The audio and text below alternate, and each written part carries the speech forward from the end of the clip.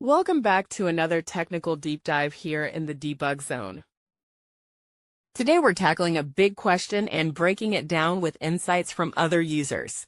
Hopefully this clears up some misconceptions and helps you get the answer you need. So buckle up, stay a little curious, and let's jump right in.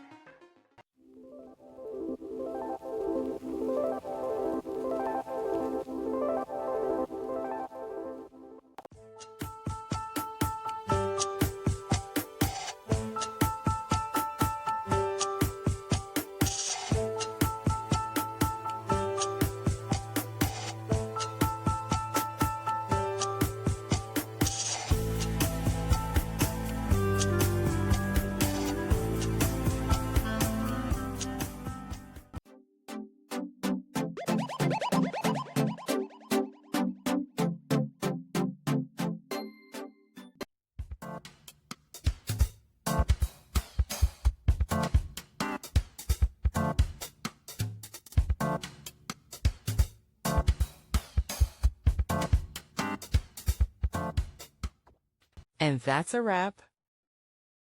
I hope you found the answer you were looking for.